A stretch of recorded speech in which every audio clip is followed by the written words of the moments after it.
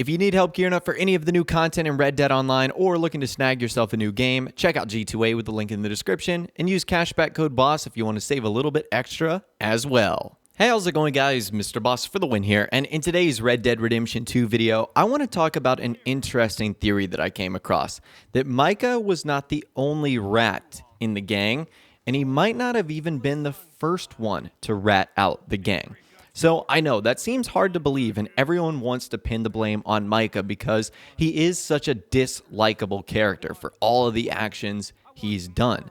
But there's actually proof that suggests that he wasn't the only rat, and it could have been some of the most likable characters in the game. So I was inspired to make this video because I saw a post on the Red Dead Mystery subreddit by a user JamesVD315, who was asking a question, who in the world was the first rat?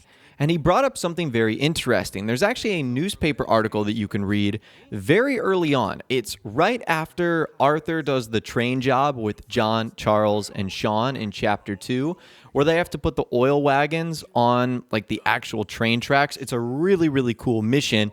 But as you guys know, if you've played that mission, you'll know that things don't go as smoothly as they'd like.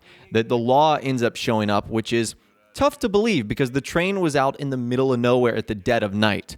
Like, the law would have had to known about this for them to be up in that area. And like I mentioned, there's even a newspaper article that confirms these suspicions.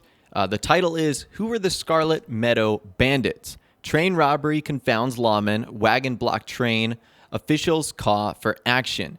And it says, Gertrude Bambach was knitting a hat for her niece when the train lurched to a stop and shouting commenced. "I feared for my life," she said. Passengers were subjected to a terrifying ordeal as the train was robbed near the Lemoyne border. Outlaws used an oil wagon on the tracks to cause the trains to come to a stop. Then they threatened the passengers to give up their belongings. It was then that lawmen, having been tipped off to the robbery, arrived on the scene and confronted the outlaws. Sheriff Tompkins was one of those lawmen who arrived on the scene. There's very little to tell. We are searching for evidence at this time. The passengers are in great distress. The supply cars have been looted. Men are dead. This region's problems with lawlessness have returned. Reports indicate outlaws escaped after having engaged in a furious gun battle with the lawmen. So the line I want you guys to focus on here is, it was then that the lawmen, having been tipped off to the robbery, arrived on the scene. So the lawmen were tipped off about this robbery. The only people that knew about the robbery were those in the gang. So who's the one who ended up telling the law? Now, I'm sure a lot of you guys are going to jump to the conclusion, well, this is just Micah. Micah wasn't on this job. He just told the law about it, hoping that Arthur and John and others would get killed. However, Agent Milton specifically confirms that Micah was only picked up after the gang returned from Guarma.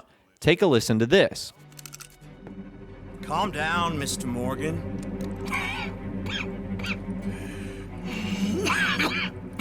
That's quite a cough. Sure.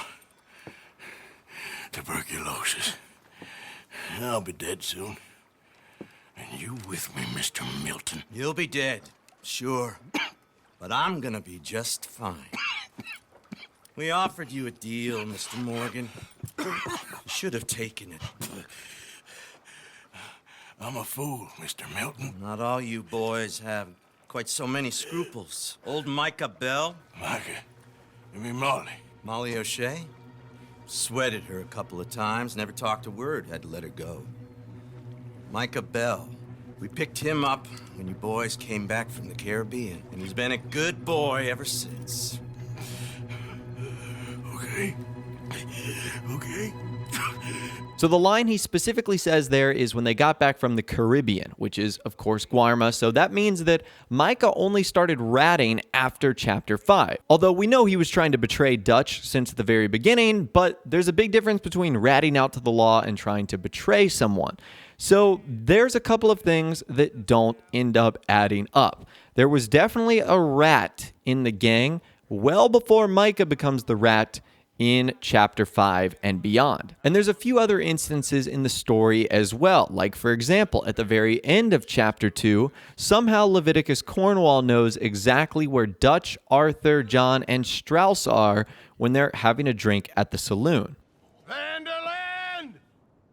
Get out here! Get out What here the now! Vanderland! You don't know me, but you keep robbing me! My name is Leviticus Cornwall. I am not a man to be messed with by the likes of you! Get out here before I have these men killed! What do you think? Get out here, Well, you depraved piece of trash! You start spinning the yarn. When I think the moment's right, I'll make a I move. got where I am by letting Why scum not? like you rob from me? Vanderland, you're done! Now get out here now! Deal with this nonsense. Please, gentlemen, this is a terrible mistake. This is a case of mistaken identity. What is worse than admonishing a man for the sins of another who wants to be the Messiah, not me? So that's just one example right there. Also, at the end of chapter 3, the Pinkertons just walk right into the middle of camp. So someone must have told them their location. And at the end of chapter 5, the Pinkertons are searching Shady Belle. Who would have told them about Shady Belle? And of course, as you guys know, the Saint Denis bank job and the Blackwater jobs were also obvious traps. So this again begs the question, who was the rat? So we know that it wasn't Molly O'Shea because she ends up being killed by the end of the game, and Agent Milton even confirms that she didn't talk at all. And we know it's not Micah until the end of chapter 5. So this leaves two obvious answers, and they're not who you think it is. The first one is Abigail Roberts. So the reason it could be Abigail is because of the motivation she has to protect Jack. And I think that's the underlying theme here, is that maybe Abigail was trying to secretly sabotage the gang so that she could get Jack out alive. And this theory is only enhanced with the Saint Denis bank job. Notice how John Marston was the only one taken alive in Saint Denis. Why was that? Why would John Marston be taken alive when others were shot and killed, like Hosea? The Pinkertons clearly weren't taking prisoners, and they shot Hosea before the firefight even began. The only thing that doesn't really add up here is that even though John was taken alive, there was still talk of hanging him. Maybe this is just an oversight by Rockstar, or maybe the Pinkertons just had to do enough. They kept him alive, but they knew he was going to be broken out of jail.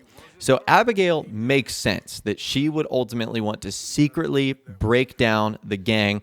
Although all of her attempts did not work so well, because in the Blackwater ferry job, John was shot, and we know he ends up almost getting mauled by wolves.